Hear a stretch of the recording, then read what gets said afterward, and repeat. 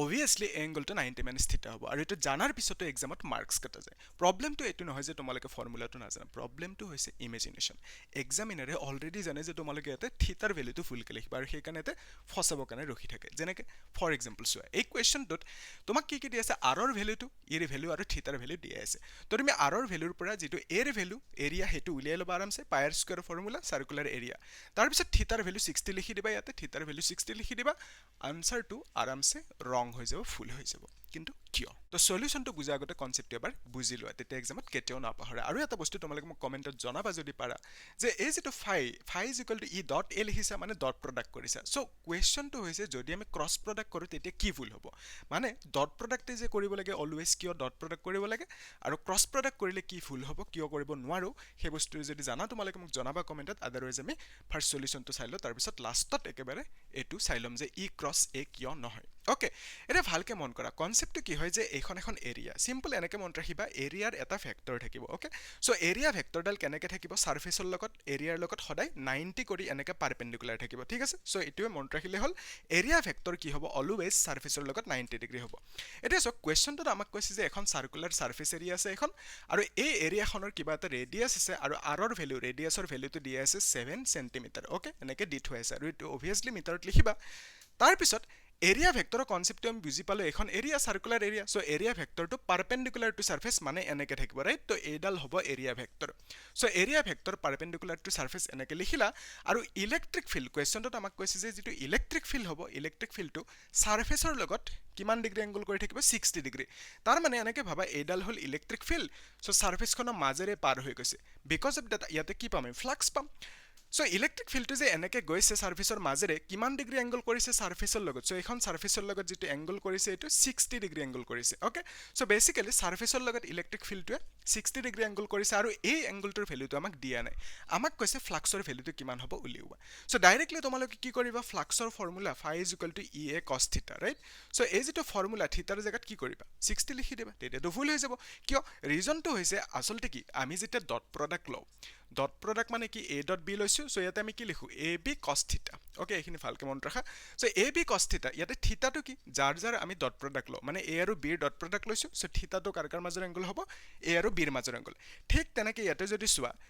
ea phi is equal to e dot a হন্য so e dot a মানে e আৰু এৰিয়াৰ electric field আৰু এৰিয়াৰ দুইটা ভেক্টৰৰ ডট প্ৰডাক্ট লৈছো আৰু সেই কাৰণে ইয়াতে থিটাটো আমি কি লিখিব লাগিব e আৰু a ৰ মাজৰ এংগলটো লিখিব লাগিব সো ইট মিন্স এই যেটো এংগল থিটা এটো লিখিব লাগিব ওকে না কি এটো লিখিব পাৰিবা সো আমি ফ্লাক্সৰ ভ্যালুটো উলিয়াব কাৰণে থিটাৰ ভ্যালুটো কিমান লিখিব লাগিব সো অবিয়াসলি থিটাৰ ভ্যালুটো 90 - 60 দ্যাট ইজ নাথিং বাট 30 লিখিব লাগিব সো ইয়াতে থিটাৰ ভ্যালুটো আমি কি লিখিম 30 লিখিম কিন্তু ইয়াতে বহুতে এটা মিস্টেক কৰি দিয়ে সিম্পল সৰু সিলি মিস্টেক কি হয় ধ্যান নিদিয়া তোমালোকে ধ্যান দিবা না এক্সামত যেতিয়া কৰা ভালকে তেতিয়া মানে শুদ্ধ হ'ব সো ই এ cos থিটা ইয়াতে চোৱা ই মানে কি ইলেক্ট্ৰিক ফিল্ড হেতু ভ্যালু আমাক দিয়া আছে that is 1/√3 into 10 to the power 4 এনেকে দি থোৱা আছে এৰিয়া মানে কি এৰিয়া মানে চোৱা এটো হল সার্কুলার এরিয়া তো সার্কুলার এরিয়া হলে এরিয়া ইজ নাথিং বাট পাই r স্কয়ার এটো সিম্পল জানা সো পাই মানে 22/7 লিখি দিবা তাৰ পিছত কি লিখিবা ইনটু r মানে কিমান দি আছে 7 সেন্টিমিটাৰ এটো মিটাৰত লিখিব লাগিব সো এখিনি বস্তু সিনসিয়াৰলি চাবা তো মিটাৰত লিখিলে 10 to the power -2 লিখিবা হয়নে তো এটা কি কৰিবা নেক্সট স্টেপটোত r ৰ ভ্যালুটো 7 into 10 to the power -2 আৰু এনেকে স্কয়াৰ লগাই দিবা ওকে এটা 7 থাকিব সো এটা দুটা 7 আছে এটা কাটি যাব অবিয়াসলি 22 into 7 লিখিবা into 10 to the power minus এটো কি হ'ব জান 2 to the 4 হ'ব ৰাইট আৰু এটা মাইনাসটো দিব লাগিব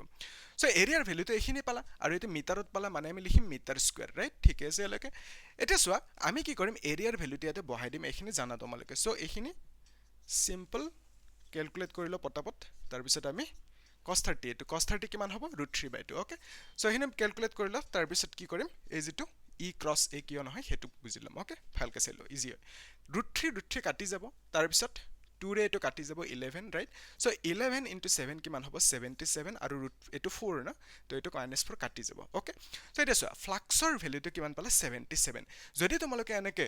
লিখি থৈ হা তেতিয়াও হাফ মাৰ্ক কাটিব কিয় কাটিব কাৰণ ইউনিটটো লিখা নাই না তোমালোকে ইউনিটটো লিখিব লাগিব তো ইউনিটটো কেনেকে লিখিবা এটা তোমালোকে কবা যে মুখস্থ নাথাকে মই দেখাই দিছো ইউনিটটো হ'ব যে newton coulomb inverse metre square okay so মুখস্থ নকৰাকে আৰামছে লিখিব পাৰে কেনেকৈ টেকনিকটো কি কুৱেশ্যনত চাবা কুৱেশ্যন তোমালোকে দেখিছা ইলেক্ট্ৰিক ফিল্ডৰ ভেলুটো দি থৈ আছে আৰু ইউনিটটো লগত কিমান আছে নিউটন কুলম ইনভাৰ্স তো ফ্লাক্সৰ ফৰ্মুলাটো কি ফ্লাক্সৰ ফৰ্মুলা হৈছে ই এ right E into a cos থিটাৰটো unit নাই চ' ইলেক্ট্ৰিক ফিল্ডৰ ইউনিট কি লিখিবা ডেট ইজ নিউটন কুলম ইনভাৰ্স সেইটোতো কুৱেশ্যন দিয়া আছে আৰু এৰিয়াৰ ইউনিট জানা তোমালোকে মিটাৰ স্কুৱেৰ চ' তোমালোকে ইউনিটটো ভালকৈ লিখিবা আৰু এক্সামত মানে পাহৰি যোৱা বুলি ভাবি এৰি থৈ নাহিবা অ'কে কুৱেশ্যন যিহেতু দিয়ে থাকিব তাৰ পৰা অলপমান চেক কৰিবা আৰামছে লিখিব পাৰিব অ'কে চ' এইটো লিখিবা হাফ মাৰ্কছ পাবা মানে ফুল মাৰ্কছটো গোটেইখিনি পাবা যিমান থাকে অ'কে চ' এতিয়া আমি নেক্সট যিটো এইটো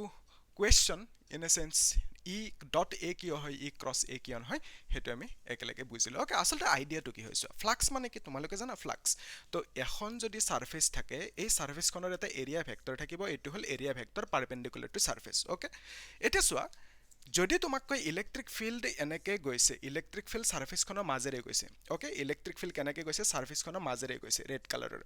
চ' যদি ছাৰ্ফেচখনৰ মাজেৰে ইলেক্ট্ৰিক ফিল্ড যায় তেনেহ'লে আমি কি পাম তাত ফ্লাক্স পাম যেনেকৈ এইখন ছাৰ্ফেচৰ মাজেৰে এই পেইনটো গৈ আছে তো আমি ক'ম ইয়াতে পেইন ফ্লাক্স আছে চ' ছাৰ্ফেচৰ মাজেৰে যাব লাগিব তেতিয়া আমি ফ্লাক্স থকা বুলি ক'ম তো ইয়াতে ছাৰ্ফেচৰ মাজেৰে গৈছে বিকজ অফ ডেট ক'লোঁ আমি যে ফ্লাক্স আছে এইটো বেছিক কনচেপ্ট এতিয়া চাবা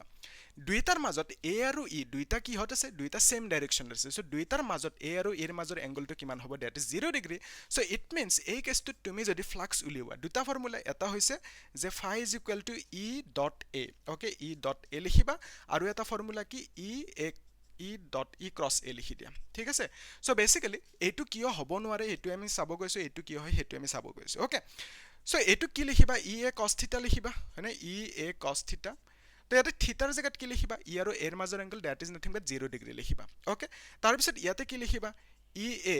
এইটো কি হয় আচলতে ক্ৰছ প্ৰডাক্ট থাকিলে সাইন থিটা লিখো হয়নে চ' ই এ সাইন থিটা লিখিবা তো থিটাৰ ভেলু কি লিখিবা 0 কিন্তু এইটোত চাবা ইয়াতে আমি পাম সামথিং কছ 0ৰ ভেলু কিমান হয় 1 হয় তো ইট মিনছ ই এ পাম ভেলুটো তো cos 0 ভেলু 1 তো phi ভেলু ই এ তো flux is equal to non zero লিখিবা তো তাৰ মানে ফ্লাক্সৰ ভেলুটো কিবা এটা পাবা নন জিৰো কিন্তু এই কেছটোত যদি চোৱা সাইন 0 মানে কি 0 হয় তো it means E A value এটো কি হ'ব 0 হ'ব তো ইট মিনছ আমি ক'ব পাৰোঁ ফ্লাক্সৰ ভেলুটো কি হৈ গ'ল 0 হৈ গ'ল নন জিৰো হৈ থকা নাই ইয়াত কিন্তু যেটো ৰিয়েল সিচুৱেশনটো মতে কি হ'ব ইয়াতে এই সাৰফেসখনৰ মাজেৰে ইলেক্ট্ৰিক ফিল্ড লাইনছবোৰ এনেকৈ পাৰ হৈছে তো ইট মিনছ ইয়াতে ফ্লাক্স আছে কিবা কিন্তু যদি আমি সাইন থিটা ফৰ্মুলা লগাই দিও মানে ক্ৰছ প্ৰডাক্ট কৰো তেতিয়া কি বুজাব ইয়াতে ফ্লাক্স নাই বুজাব হেতুটো কন্ট্ৰাডিকশন হৈ গ'ল এনেকেতো হ'ব নোৱাৰে হয় নহয় সো ইট মিনছ আমি ইউজ কৰিব লাগিব এই ফৰ্মুলাটো মানে ডট প্ৰডাক্ট থাকা ফৰ্মুলাটো ওকে সো সাইন থিটা মানে সাইন থাকা ফৰ্মুলাটো কি ইউজ কৰিব নোৱাৰো বিকজ ৰিয়েল সিচুৱেশনটো মতে কি হ'ব ফ্লাক্স কিবা থাকিব কিন্তু যদি আমি সাইন থিটা লগাই দিও বা ক্ৰছ প্ৰডাক্ট কৰ ফৰ্মুলাটো ফ্লাক্সৰ ফৰ্মুলাটো তেতিয়া কি হ'ব ফ্লাক্সৰ ভেলুটো 0 ওলাই যাব হেতু কন্ট্ৰাডিক্ট কৰিব হয় নহয় সেটো হ'ব নোৱাৰে ইম্পসিবল সো হেকাৰণে এইটো ফৰ্মুলা সুইটেবল হ'ব স্যাটিসফাইড হ'ব ওকে হেকাৰণে আমি ডটটো ইউজ কৰো ওকে পাৰিবা সো তোমালোকে এটা কাম কৰিবা এখানে ভালকে নোট কৰি ৰাখিবা আৰু নেক্সট কোনটো টপিকৰ PYQ লাগে কনসেপ্ট প্লাস PYQ লাগে হেতু মোক জনাবা কমেন্টত ওকে আৰু ভিডিওটো লাইক কৰি দিবা ঠিক আছে থ্যাংক ইউ